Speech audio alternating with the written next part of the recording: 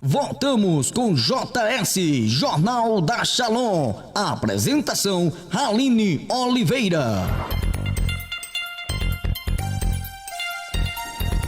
Boa tarde, Campina Grande. São 12 horas e 35 minutos.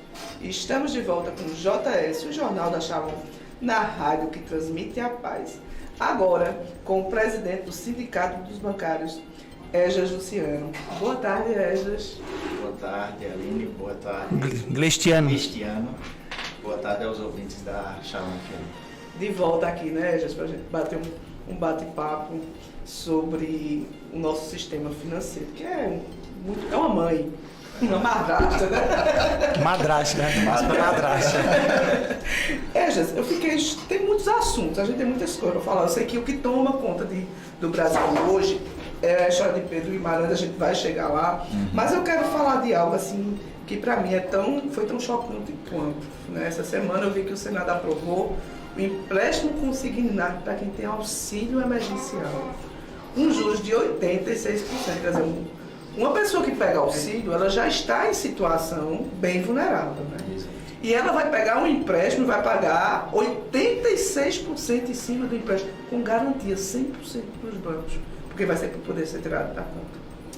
Pois é, Aline, é mais uma demonstração de que o governo tem trabalhado apenas para enriquecer ainda mais o segmento financeiro. A população, de um modo geral, talvez até enxergue esse novo projeto como algo benéfico, mas não é. Como você disse, é uma população que já está sofrendo e que vai atrás de um auxílio porque está necessitando. E você aprovar um empréstimo com risco zero para o sistema financeiro e que vai render aos bancos 86%, é um absurdo. Esse empréstimo, qual é a regra de valores? Pelo que eu andei lendo, porque ele aprovou agora no Senado, mas ele ainda tem uma tramitação, né? Não sei se será rápido ou não, já que se aproximando pelo eleitoral, eu acredito que seja rápido.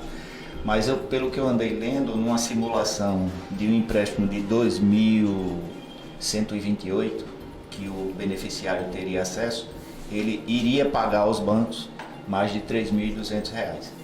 Meu Deus. Isso sem risco algum por banco, porque, como você disse, o banco pode retirar do auxílio antes mesmo do beneficiário poder sacá-lo. Então, é uma forma... Eu comparo esse projeto ao que já é praticado no Brasil, por exemplo, com relação à taxa de juros do cartão de crédito. Imagine uma pessoa que já tem um salário baixo, suado ao longo do mês e que pega e não consegue pagar ao final do mês a fatura do cartão toda. O que ele vai pagar de juros ao ano gira em torno de 300, 400%. Isso é um crime. Eu acho que em qualquer local do mundo, não sei por que não é no Brasil. Chega a ser desumano, né? Interessante você falar sobre isso. Em 2006, né, em 2021, o lucro de 2021, ele bateu o recorde, foi o maior de 2006. Você notou muito que hoje teve uma prospecção maior, desde 2006. Desde 2006 fizeram um ranking comparativo XP e 2000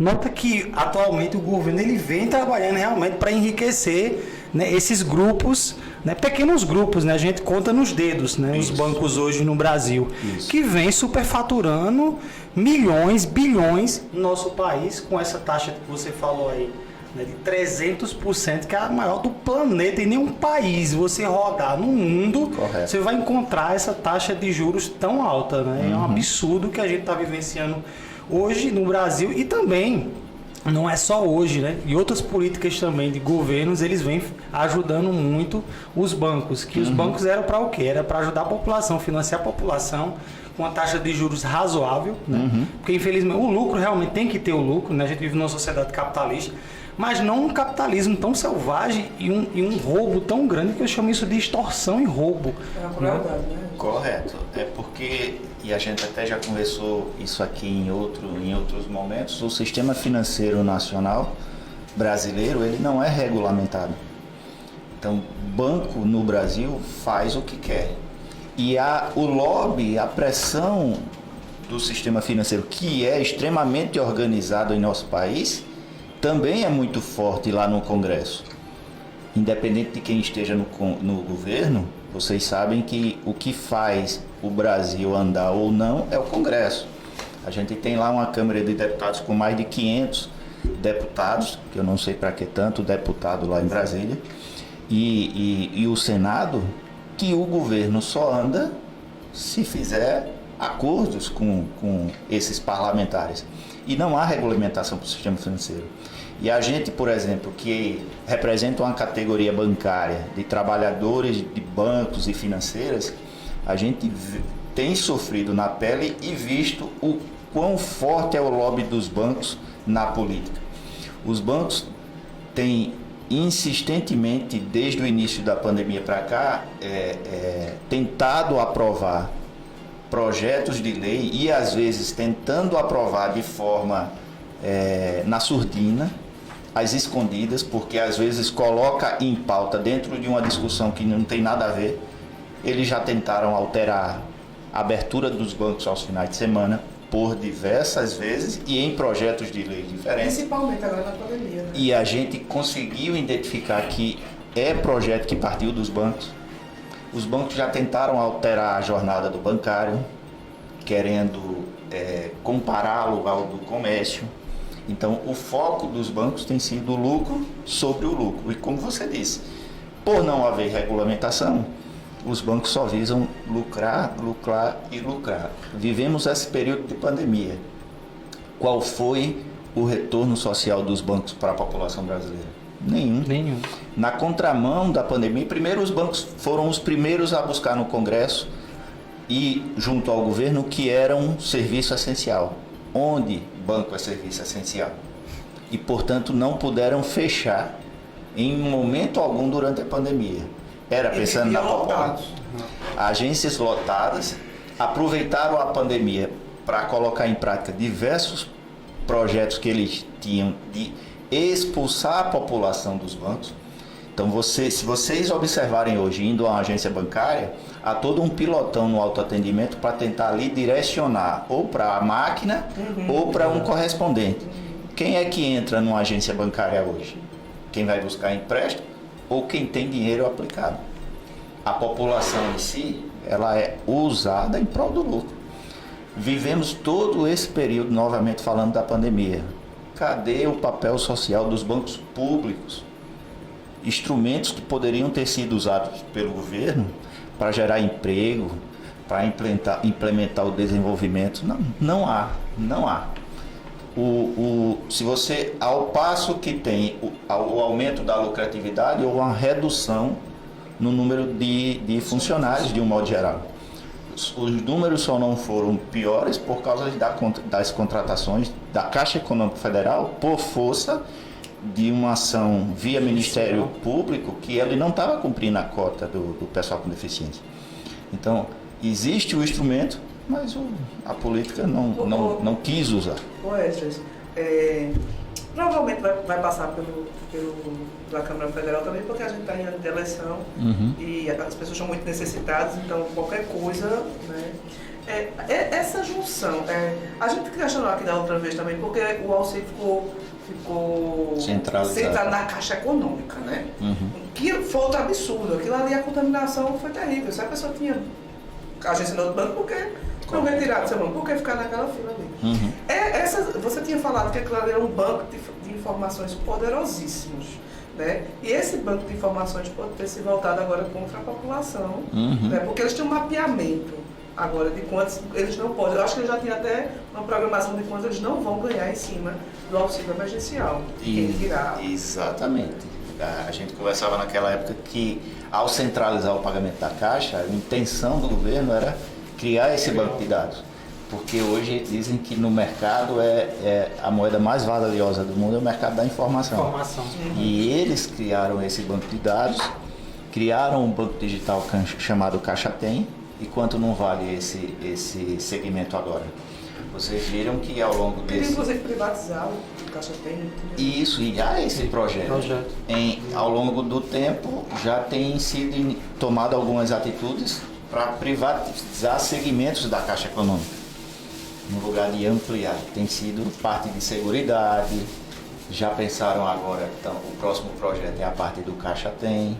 Então, se você privatiza um banco que hoje é o único banco 100% público, que é a Caixa Econômica, que presta dentro da sua carta de oferta diversos serviços sociais, o banco privado que comprar não tem interesse de absorver isso. E mais num país que não tem regulamentação. Não tem. Qual é o interesse dos demais bancos?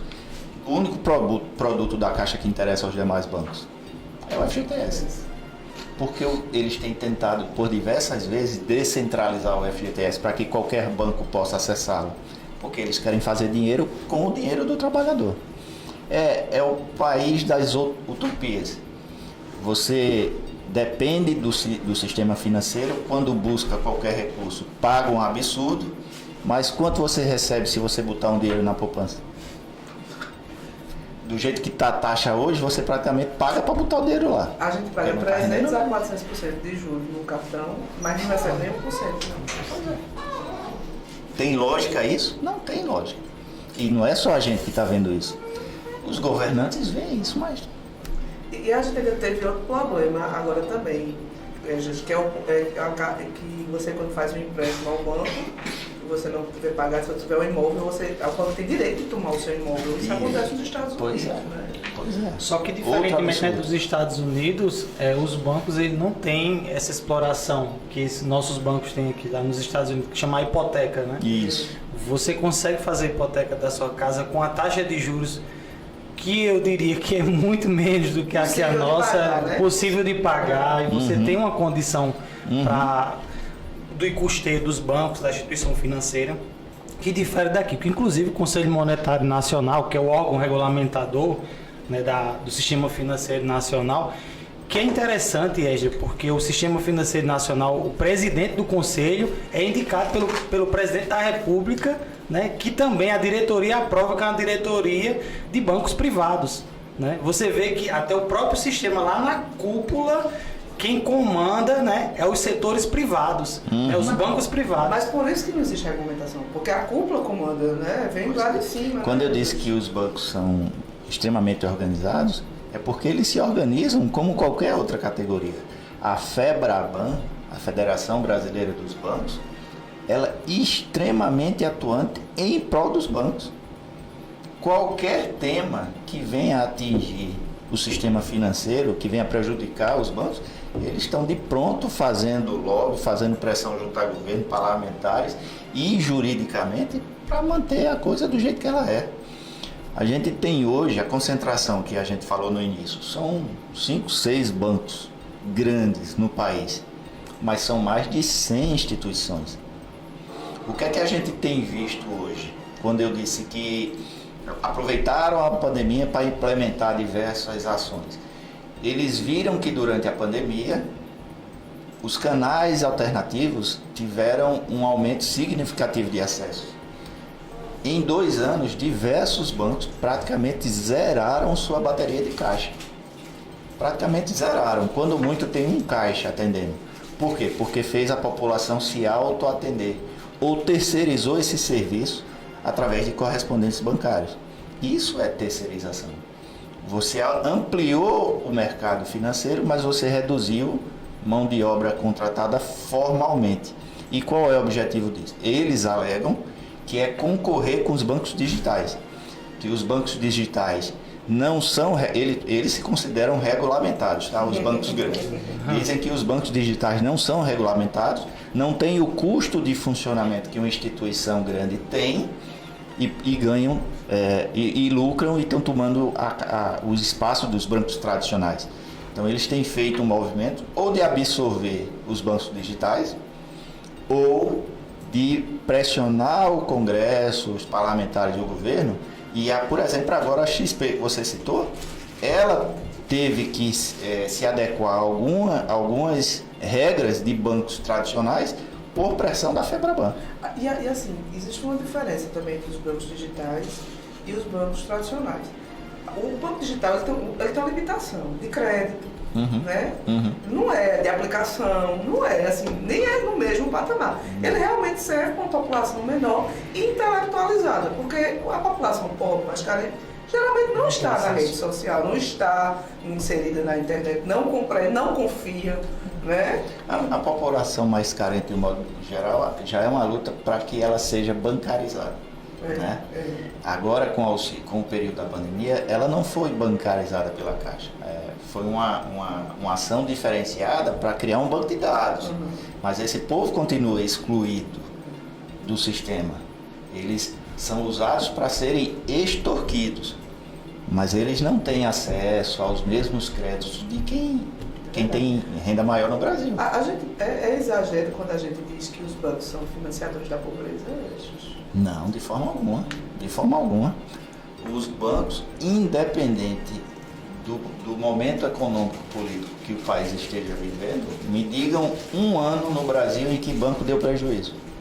Não há. Não há. Não há. Não existe. Independente de quem esteja governando, os bancos lucram. E lucram muito.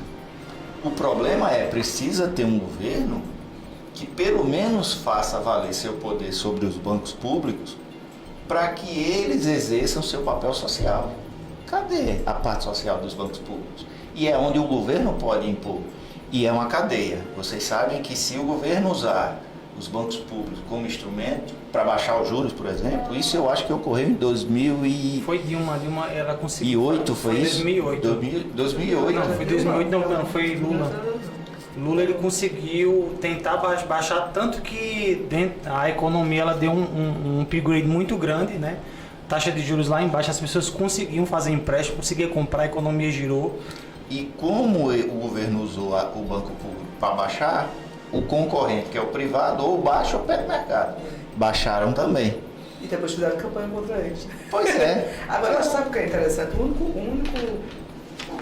não vou fazer militância não, porque eu não sou militante não, mas o único político que fala contra os bancos é Ciro Gomes, né? Uhum. Ele é o único político que fala que é o financiador da... Inclusive, essa frase é dele, não é minha. Financiador da pobreza. E a maioria, eu estava vendo uma reportagem, que a maioria das pesquisas é dos banqueiros. E Ciro não sai de 6%, né? Ele vai para 8 e 10 não. É interessante, né? O Ciro também, não falando especificamente de candidatos, mas o Ciro Gomes já há alguns anos, na eleição anterior, eu andei lendo as propostas dele. Ele é um político muito inteligente. Ele tem boas propostas. Agora ele não consegue ampliar votos porque ele não consegue agregar. Não é o candidato ao mercado financeiro. Pois é. Não, e outra coisa, ele não consegue agregar. Ele é o dono da verdade. Aquela postura muito autoritária que um político não pode ter. Ele não abre, né? Não abre, não faz acordo. Ninguém chega sem acordo. Ninguém chega. Então, com essa postura assim, autoritária, eu resolvo, não depende de ninguém, não emplaca. E nem é de interesse que emplaque, né? E agora o mercado ele mudou a posição. Quando a Rami falou, né, que antes o mercado era contra o ex-presidente Lula, agora o mercado se abriu, né, para o ex-presidente Lula. Ele agora consegue conversar com o mercado muito bem. E hoje está junto com o ex-presidente Lula, né? Você vê que a postura do mercado ele muda, né, com o decorrer do tempo, né? Pois é. É conveniente, né, com a situação. Isso, é conveniência de momento. O mercado viu, quando apostou em Bolsonaro, que não resolveu, que é radical demais, que foi um candidato que se elegeu diante de uma circunstância que caiu de paraquedas ali, porque o candidato do mercado não era nem ele, nem era Lula, na época era Alckmin. Depois Aécio Neves, que acabou caindo no caminho. Então, hoje, o que é que tem posto para a população brasileira? Infelizmente, está polarizado. Nenhuma outra candidatura chamada de terceira via emplacou. E nem vai emplacar mais uma altura dessa. Existe essa polarização que resulta nesse tipo de violência que vocês estavam citando antes. E é fato. Ou se vota hoje em Bolsonaro ou se vota em Lula. Mesmo que eu não seja simpatizante a um dos dois, eu tenho que escolher porque vai ser um dos dois.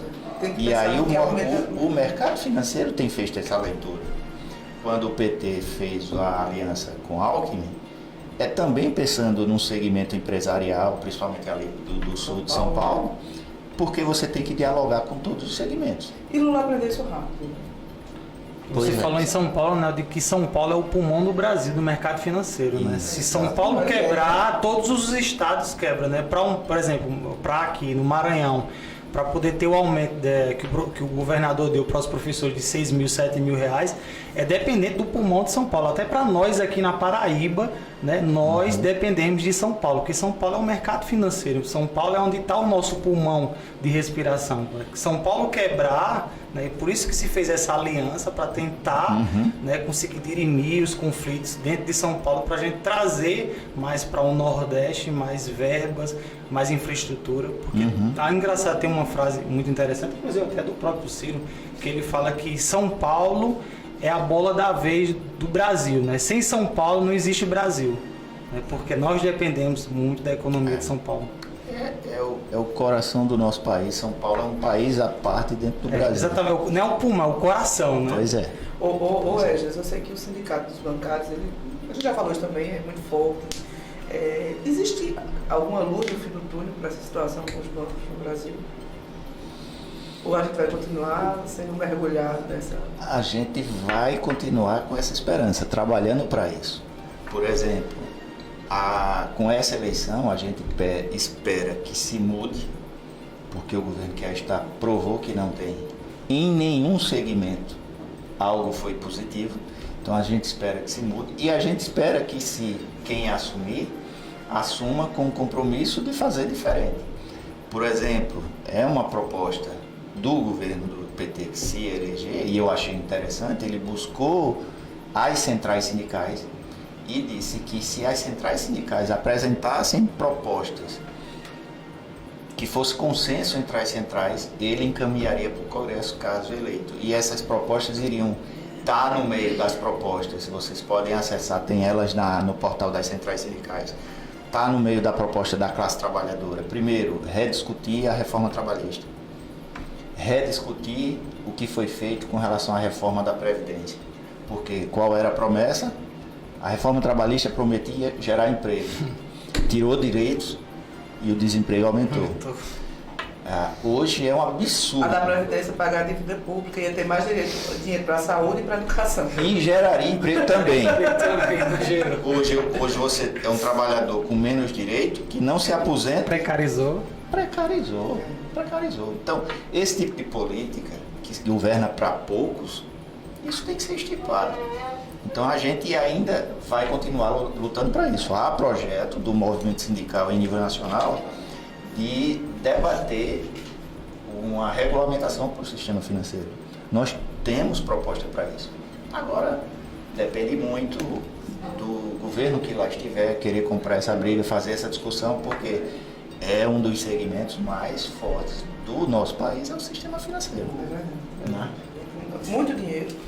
A gente tá agora, fugindo um pouco da questão específica dos bancos, a gente está agora em campanha salarial nacional da categoria bancária. Nossa database é setembro, mas antecipamos todo o calendário de discussão e já iniciamos as negociações com vistas a renovar nossa convenção coletiva até o final de agosto, porque quando vence a convenção coletiva dos bancários, é 31 de agosto. E se a gente não conseguir renovar ela até o dia 31 de agosto, a gente corre o risco de ficar vulnerável a perder direitos que estão lá numa convenção coletiva que completou 20 anos já. 20 anos que a gente consegue renovar e agregar. E por que a gente corre esse risco? A reforma trabalhista trouxe o fim na CLT de um dispositivo chamado de ultratividade. Antes, um acordo coletivo mantinha a validade mesmo vencido enquanto você estava negociando a renovação dele. Agora não tem mais isso. Então, se deixar vencer sem um novo acordo, os bancos no dia seguinte podem suspender tudo aquilo que está lá enclausulado na nossa convenção coletiva. A gente viu de perto o segmento dos comerciários em Campina Grande serem vítimas disso. um segmento que não tem a organização unificada nacional como é a categoria bancária, e eles vivem no dia a dia a dificuldade recorrente de conseguir fechar um acordo coletivo com os empresários de Campina Grande para manter o mínimo de direitos dos comerciários. A gente acompanhou isso também com o relato do Sindicato dos Motoristas de Ônibus. A última vez que eu conversei com ele, ele disse que há 2 anos com um acordo vencido. Com um acordo vencido. E aí? A gente já está em cima da hora, mas a gente não pode falar da questão do Pedro Guimarães, né? Um escândalo que tomou o Brasil todo, mas que parece que tem ramificações em Campina Grande também, né? Não é que há ramificações em Campina. Antes de estourar a questão do Pedro Guimarães, que envolve assédio sexual, mas envolve assédio moral, em Campina Grande, a superintendência nova que existe em Campina Grande, os sindicatos receberam denúncias de que havia prática de assédio moral. E aí... então não foi sexual? Não foi sexual, foi assédio moral. Isso foi gravado em uma reunião que ocorreu no final de 2021. E a informação chegou para a gente em janeiro. Ao tomar conhecimento do fato, os sindicatos de bancários de Campina Grande e de João Pessoa, já que a regional de Campina abrange agências daqui e de lá, se reuniram e decidiram ir ouvir a superintendente e cobrar, tentar mediar para que isso não se repetisse. A gente apresentou os relatos e houve então o compromisso de que isso não se repetiria, que iria se retratar com o corpo gerencial, com os envolvidos que foram vítimas. Só que, como houve a publicização do tema, em março a gente tomou conhecimento de que a Corregedoria Interna da Caixa, por ter tido acesso às informações, abriu um procedimento interno. Então, esse procedimento está em vigor, a superintendente envolvida está destacada, ou seja, afastada de Campinas, está em Brasília, enquanto a coisa está sendo apurada. Aí veio e estourou essa questão nacional, que é além do assédio moral, que é muito recorrente em todos os bancos. Assédio moral é algo muito usado. Eu vou dizer uma coisa a você. Para quem já trabalhou em instituição, independente de ser pública, banco, empresarial, para a mulher, geralmente é assédio sexual. Parte vulnerável. 90% das pessoas. Eu já trabalhei, eu já sofri. É comum em pessoas de poder. Parece que é né? E moral, nem se fala. Pois é. O moral é instrumento para que você dê resultado, né? Você hoje é bancário, você não é mais um atendente, você é um vendedor. São metas inatingíveis e que se somam a cada mês. O assédio sexual, como tomou essa repercussão nacional e a gente está em plena campanha salarial, nossa minuta de reivindicação ela tem mais de 100 cláusulas. E quando a gente entrega aos bancos e inicia as negociações, a gente divide por segmentos. Então a gente discute segurança bancária, contratação, igualdade de oportunidades para deficientes, para negros, desigualdade entre homens e mulheres. E essa semana a última negociação foi agora no dia 6 e era o tema igualdade de oportunidades, só que o tema da mesa foi o assédio sexual. E apresentamos aos bancos uma proposta de colocar na nossa convenção coletiva uma cláusula de combate e punição à questão do assédio sexual. A FENABAN se comprometeu a colocar essa cláusula. A gente apresentou alguns pontos que a cláusula deveria ter, que é acolher a vítima, investigar o acusado, punir, né, e ter estabilidade da pessoa que foi vitimada. A gente vai tentar, até o final das negociações, construir uma cláusula de consenso para que a gente possa passar a combater, mas que, como você disse, é algo que acontece mesmo e as mulheres estão muito vulneráveis a isso. É muito difícil você denunciar. Primeiro porque você acha que ninguém vai acreditar em você, segundo, você tem medo de perder o emprego, mas quando uma vai, parece que vai um bocado, né? Qual é o destino de Pedro Guimarães? Eu sei que ele já foi afastado, mas a gente sabe que por trás, né, às vezes manda para fora, fazer o curso, mas qual é o destino, assim? Ele é visível no momento. Ele veio para a Caixa, ele veio do mercado, né? e ele iria ser candidato, ele tentou ser candidato, não emplacou, não, pelas pesquisas não tinha voto para isso. Ele não é um cara carismático. Não é. Ele tinha a imagem muito ligada a Bolsonaro, estava nas lives dele o tempo todo. Então, assim, isso queimou ele, pelo menos momentaneamente. Eu acho que ele vai ficar tentando esperar que a poeira baixe. Vários outros assessores, vice-presidentes também caíram ou estão sendo investigados. E a presidenta que assumiu agora, pelo menos interinamente, tem prometido fazer uma reformulação geral para que esse tipo de prática não ocorra. Eu não acredito. Eu acho que é algo ainda a se combater a longo prazo, não só na Caixa, mas em todos os bancos. Não só na Caixa, mas em todos os bancos. E a gente está num governo que parece que não se preocupa muito com isso, né? Mimimi, né? A gente já viu. Pelo contrário, ele incentiva esse tipo de postura. Né? Não é à toa que em um estado a vice-governadora, ele afastou a vice-governadora, né, num evento, empurrou ela para trás, filmado isso, né? E ela ficou para trás e ele pediu que ela ficasse para trás, a vice-governadora. E eu acho que um jogo de marketing também, né? Já colocar uma mulher na presidência, mesmo que ela tenha... Eu faria a mesma coisa, não vou... Mas também, assim, o que ele fez é um marketing, né? Porque a intenção dele nunca foi ter colocado, né, ela assim, ali. A gente vê a vontade de não combater, na hora que quando a gente fala em políticas públicas, quando se fala em falar nas escolas, eles não querem, né? Não quer falar sobre feminismo, não quer falar sobre empoderamento, né? Porque isso vai contra a família conservadora, né? Mas quando uma filha é abusada, ninguém gosta, aí depois sabe por quê. Pois é. Não é verdade? Pois é. Jesus, eu quero agradecer demais a sua presença. Eu que agradeço pelo convite.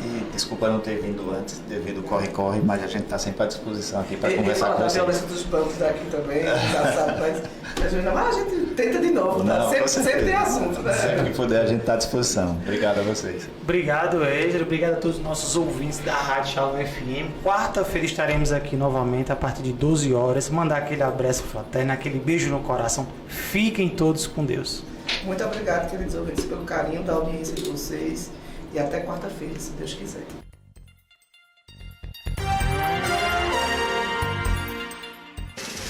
Encerramos por hoje o JS, Jornal da Shalom, com a apresentação Aline Oliveira.